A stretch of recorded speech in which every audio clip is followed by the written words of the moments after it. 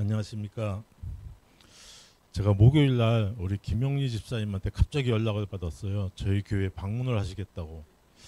근데 김영리 집사님이 귀한 분이 오시는데 제가 또 가만히 있을 수가 없어서 갑자기 안교 시간을 제가 하겠다고 또 이렇게 나섰습니다. 어, 저는 오늘 이 아이를 하나 소개시켜 드리려고 합니다. 지금 와 있죠. 15살 난 네팔 소년 비바스입니다. 사실 이 아이에 대해서 소개하려면은 연관된 사람이 참 많습니다.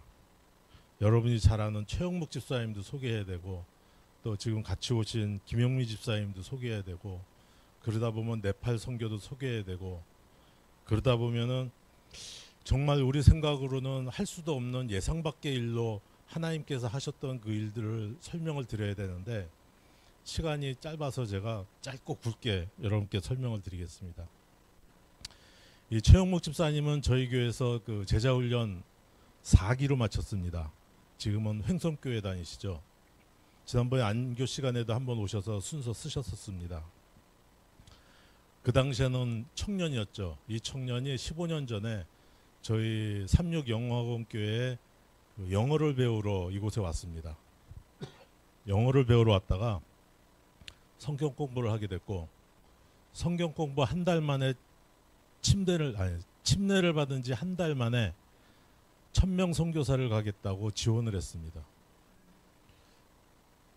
성경 공부 얼마 하지도 않고 침례 한 달 만에 1000명 선교사를 갔는데 무엇을 할 수 있었을까요?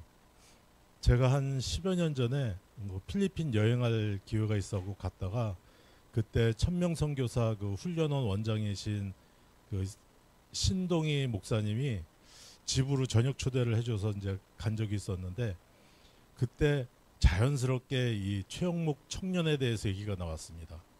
그때 신동희 목사님이 정말 황당한 경우를 겪었대요. 한 청년이 선교사를 하겠다고 왔는데 성경도 모르고 아무것도 모르는데 선교사는 하겠다고 왔다는 거죠. 이 청년을 집으로 돌려보낼 수도 없고 과연 어디로 보낼 것인가 고민하다가 보낸 곳이 네팔에 정말 오지로 보냈습니다. 그것도 혼자.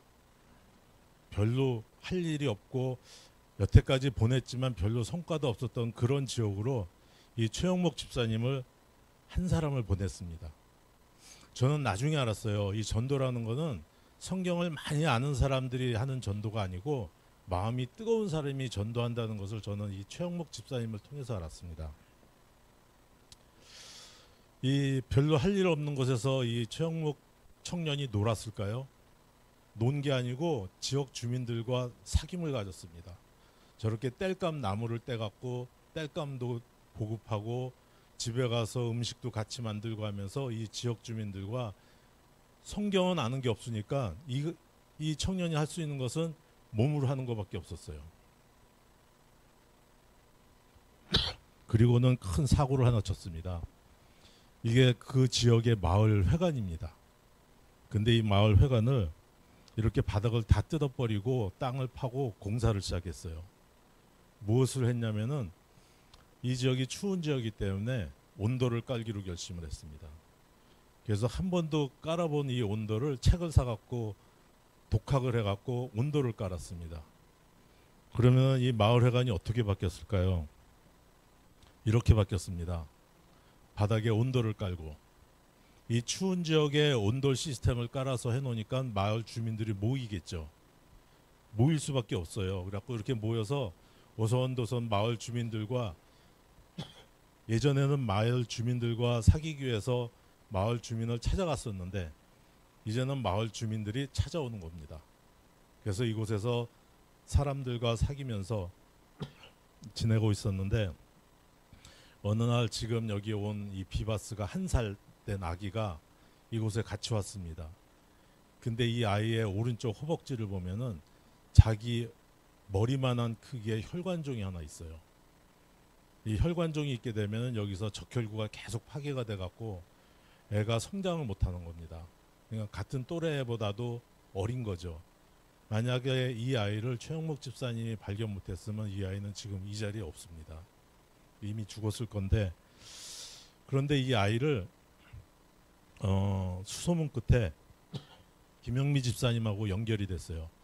최영묵 집사님이 이 아이를 살리고 싶어서 수소문 끝에 우리 오신 김영미 집사님하고 연결이 돼서 이분이 이 아이를 데려다가 숙식 제공하고 병원 연결 다 해서 치료를 하게 했습니다. 근데 이 치료 과정이 정말 힘들었어요. 아마 김영미 집사님 잘 기억나실 거예요.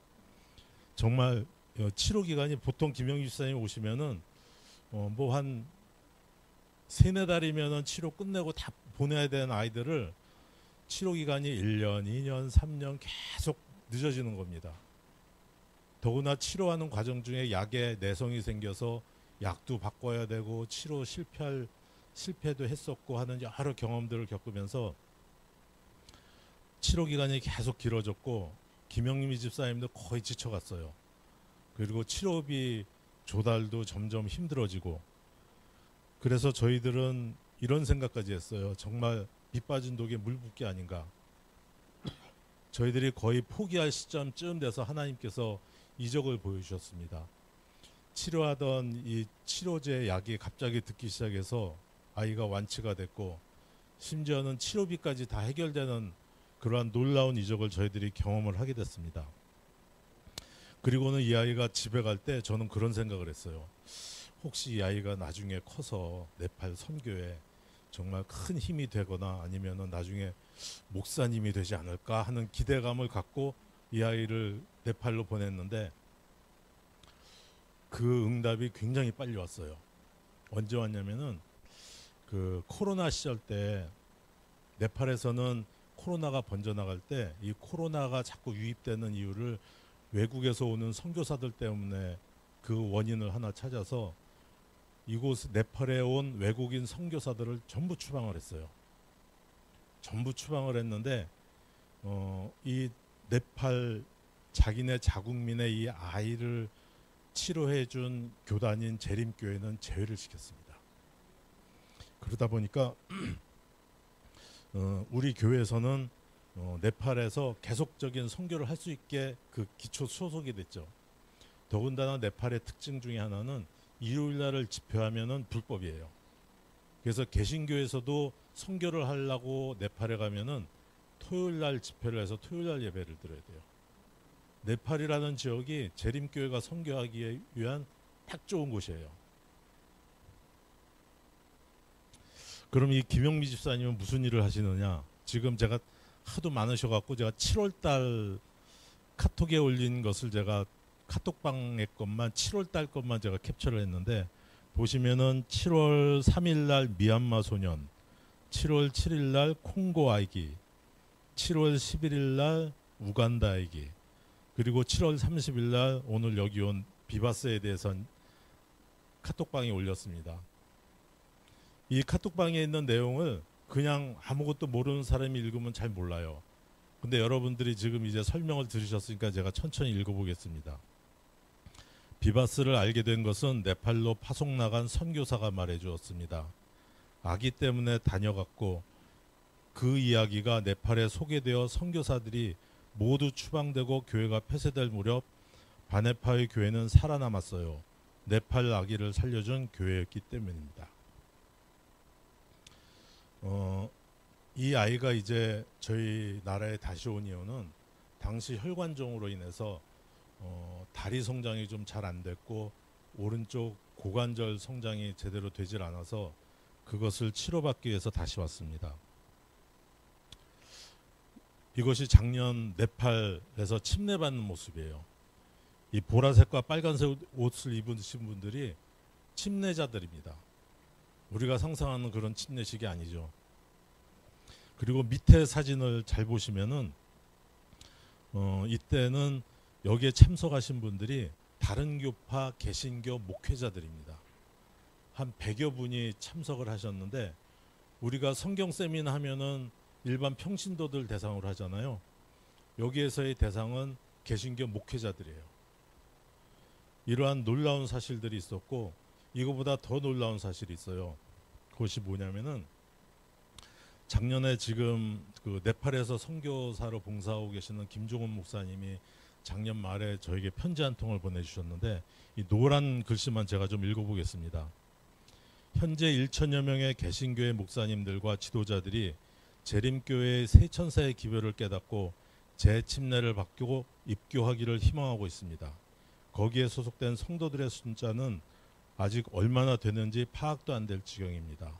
이는 모두 성령의 인도하심과 은혜였습니다.